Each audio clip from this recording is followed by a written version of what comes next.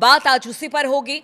तो ईरान ने धमकी दी है कि बेरूत पर कोई भी हमला इलाके में फिर से युद्ध को शुरू कर सकता है और ईरान ने एक बार फिर से चेताया है। ईरान के विदेश मंत्री ने कहा कि तेहरान ने साफ कर दिया कि लेबनान की राजधानी पर किसी भी हमले की स्थिति में वो चुप नहीं बैठेगा। ईरानी विदेश मंत्री का बयान ऐसे समय में आया है जब इजरायली सेना बेरूत पर हमले के लिए आगे बढ़ रही थी, जिसे डोनाल्ड ट्रंप और नेतन्याहू के बीच बातचीत के बाद रोक दिया गया।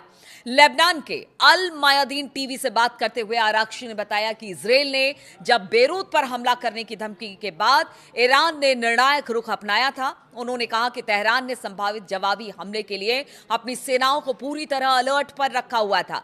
ईरान ने जोर देकर कहा है कि पश्चिम एशिया में युद्ध को खत्म करने के लिए कोई भी समझौता तभी संभव है जब उसमें सभी मोर्चों पर लड़ाई खत्म हो।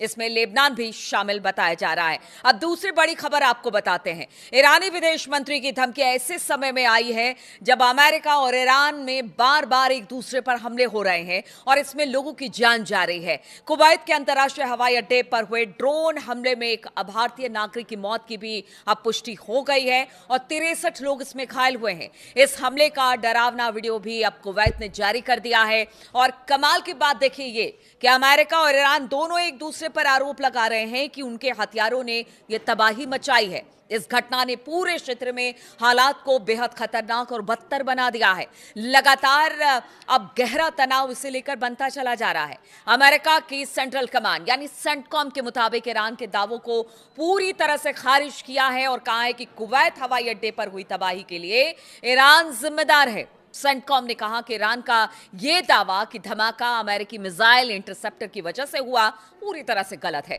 सेंटकॉम ने बयान जारी कर कहा कि ईरान का दावा झूठा है। उसने कुवैत एयरपोर्ट पर हमला नहीं किया और नुकसान अमेरिकी मिसाइल इंटरसेप्टर से हुआ है। यानी कि अब दोनों एक दूसरे पर आरोप लगा रहे हैं कि कुवैत में जो हमला हुआ जिसमें कई नागरिक घायल हुए हैं उसमें दोनों में से किसी का हाथ नहीं है। ईरान के इस्लामिक रिवोल्यूशनरी गार्ड कॉर्प्स यानी आईआरजीसी ने भी आरोपों को खारिज कर दिया है। आईआरजीसी की माने तो उन्होंने कहा कि उसने हवाई अड्डे के नागरिक टर्मिनल को निशाना नहीं बनाया। ईरान के तस्नीम न्यूज एजेंसी के अनुसार आईआरजीसी ने कहा कि उनकी जांच में यह पाया गया कि उन्होंने हवाई अड्डे पर हमला नहीं किया बल्कि अमेरिकी पैट्रियट एयर डिफेंस मिसाइल लक्ष्य को रोकने में असफल होकर टर्मिनल से टकराई और फिर इससे जो नुकसान हुआ वो सबने देखा। क्योंकि जो वीडियो सामने आया है, कुवैत ने जो वीडियो जारी किया है उसमें एक बड़ा धमाका होता हुआ दिखाई दे रहा है और ईरान का कहना है कि ये अमेरिका की वजह से हुआ है। अब आपको बता दें कि इस हमले से हवाई अड्डों को भारी नुकसान हुआ है, उसे कुछ समय के लिए बंद करना पड़ा है। कुवैती अधिकारियों ने पुष्टि की है कि इस हमले में एक भारतीय नागरिक की मौत हुई है और 63 लोग घायल हुए हैं। यह हमला स्थानीय परिवहन व्यवस्था के लिए भी एक बड़ा झटका है। यानी जो आने जाने की दिक्कत जो होगी वो अलग, क्योंकि इसे थोड़े दिन के लिए बंद किया गया रिपेयर के लिए। यह हवाई अड्डा पहले भी कई बार युद्ध के दौरान निशाना बनाया जा चुका है और हाल ही में 1 जून को ही यह पूरी तरह से सामान्य संचालन यहां पर शुरू हुआ था और देखिए 3 जून आते आते एक बार फिर से यहां पर हमला हुआ है। कुवैत के रक्षा मंत्रालय ने कहा कि हमले में 30 बैलिस्टिक मिसाइलें ड्रोन का इस्तेमाल किया गया। उसने इसे ईरान की भयानक आक्रामकता बताया है जिसमें हवाई अड्डे से इमारत को भारी नुकसान हुआ। ईरान ने कहा कि वो अमेरिका के ठिकानों पर अपने हमले इसलिए कर रहा है क्योंकि कुवैत और बहरीन ने अमेरिकी सेना को अपने इलाके का इस्तेमाल करने दिया। ईरान का आरोप है कि इन्हीं ठिकानों से उसके तेल टैंकर और केशरम द्वीप पर हमले किए गए हैं। एक और खबर इस बीच आ रही है कि देखिए जो उसका डिस्ट्रॉयर था अमेरिका का, उसको भी ईरान ने निशाना बनाया है और भारी नुकसान हुआ है। तो हमले के बीच में आप देख रहे हैं किस तरह से एक दूसरे पर आरोप प्रत्यारोप चल रहा है। यहां पर शांति वार्ता तो चल रही है लेकिन वो शांति वार्ता खटाई में पड़ती नजर आ रही है। बातचीत रुक गई है लेकिन बातचीत खत्म नहीं हुई है, ऐसा अब्बास अराक्ची ने भी कहा है। लेकिन युद्ध की स्थिति बनती दिखाई दे रही है। ईरान युद्ध के बीच राष्ट्रपति डोनाल्ड ट्रंप के लिए भी अब एक बड़ी खबर सामने आई है। ये तीसरी बड़ी खबर है। यहां पर अगर डोनाल्ड ट्रंप की बात की जाए तो उन्हें बड़ा राजनीतिक झटका लगा है। संसद के अंदर यानी कि अमेरिकी संसद के अंदर उनकी ही पार्टी के लोग अब बागी हो गए हैं।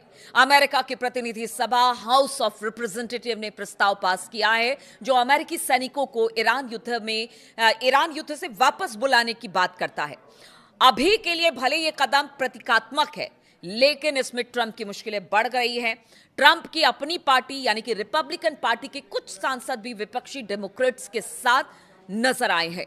इससे संकेत मिलता है कि ट्रंप की युद्ध नीति पर अब सवाल उठ रहे हैं, और ये सवाल अब से नहीं, जब से युद्ध शुरू हुए हैं तब से उठ रहे हैं।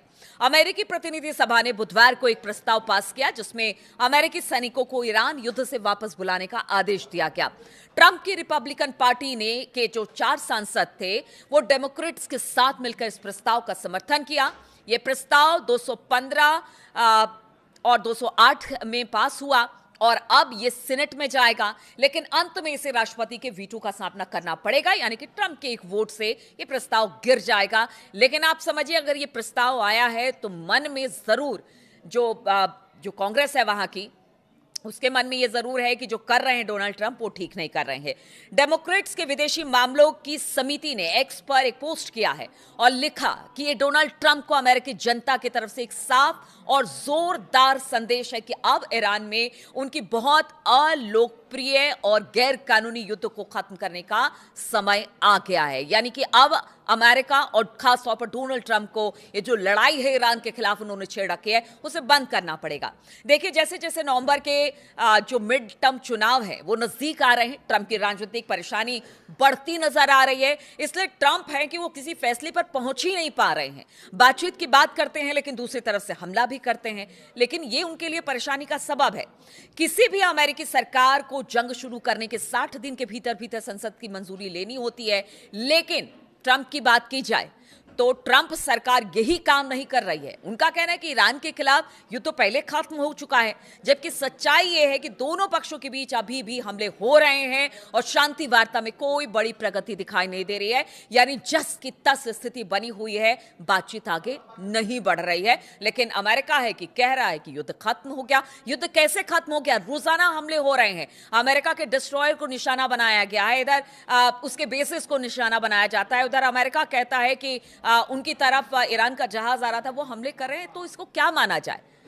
अब देखिए, अमेरिकी हमलों से पहले अब बात करते हैं चौथी बड़ी खबर की। तो ये सब तो अपनी जगह स्थितियां अभी भी बिगड़ी हुई हैं, लेकिन खबर ये आ रही है कि अमेरिकी हमलों में पहले दिन जान गंवाने वाले ईरान के पूर्व supreme leader Ayatollah Ali Khamenei के लिए 3 दिन के अंतिम संस्कार का कार्यक्रम अब उसकी घोषणा कर दी गई है। देखिए, 3 महीना गुजर गया है और अयातुल्लाह अली खामनेई साहब के जनाजे को लेकर अब जो बड़ी खबर आ रही है, ईरानी सरकारी मीडिया के अनुसार जनाजे में करीब 2 करोड़ लोगों के शामिल होने की उम्मीद है। और इतना वक्त क्यों लगा वो भी आपको बताते हैं। तो ईरान के सरकारी ब्रॉडकास्टर IRIB के अनुसार तेहरान के सांस्कृतिक और सामाजिक मामलों के उप महापौर मोहम्मद अमीन तवाकोली जाहिद ने कहा कि शहीद इमाम के विदाई समारोह, अंतिम संस्कार और दफन की तैयारियां अंतिम चरण में हैं और इसके तहत तेहरान, कौम और मशहद में 3 दिनों तक सार्वजनिक कार्यक्रम और जुलूस निकाले जाएंगे। उन्होंने ये साफ नहीं किया है कि अंतिम संस्कार किस खास तारीख को होगा, लेकिन उनका कहना है कि इस्लामिक कैलेंडर के पहले महीने यानी कि मुहर्रम की शुरुआत में हो सकता है। तवाकोली जाहिद ने कहा कि तेहरान में अंतिम संस्कार का कार्यक्रम कम से कम 24 घंटे तक चलेगा। उन्होंने बताया कि राजधानी में करीब 2 करोड़ लोगों के शामिल होने की तैयारी की जा रही है। अंतिम कार्यक्रम का स्थान अभी तक तय नहीं किया जा रहा है और इसके लिए तेहरान का मुसल्ला यानी कि ग्रैंड प्रेयर्स हॉल और इस्लामिक गणराज्य ईरान के संस्थापक इमाम खुमैनी का मकबरा 2 संभावित स्थान है जहां पर उन्हें जमींदोज किया जा सकता है। लेकिन जो बड़ी खबरें यही हैं कि हमले लगातार हो रहे हैं, स्थिति अब भी बद से बदतर है। अब देखना होगा कि जब अली खामनेई साहब की को उनको सुपुर्दे खाक किया जाता है तो उस वक्त किस तरह का इमोशन देखने को ईरान में मिलता है, क्योंकि ईरान की जनता लगातार सरकार के साथ है या फिर कह लीजिए कि IRGC के साथ है और वो सड़कों पर मतलब समय समय पर उतरती रही है और सपोर्ट करती रही है कि ये लड़ाई आगे भी जारी रहेगी जब तक अमेरिका पीछे नहीं हटता है। तो अब इंतजार उस वक्त का, उस लम्हे का भी होगा जब अली खामनेई साहब को सुपुर्दे खाक किया जाएगा और साथ ही साथ जिस तरह के हमले हो रहे हैं, कहीं ये छोटे छोटे हमले किसी बड़े युद्ध में फिर से तब्दील ना हो जाए। और इधर ट्रंप की मुश्किलें हैं कि कम होने का नाम नहीं ले रही है। इन तमाम खबरों पर मेरी नजर बनी रहेगी। बहुत बहुत शुक्रिया आप सभी का मेरे साथ इस वीडियो में शामिल होने के लिए।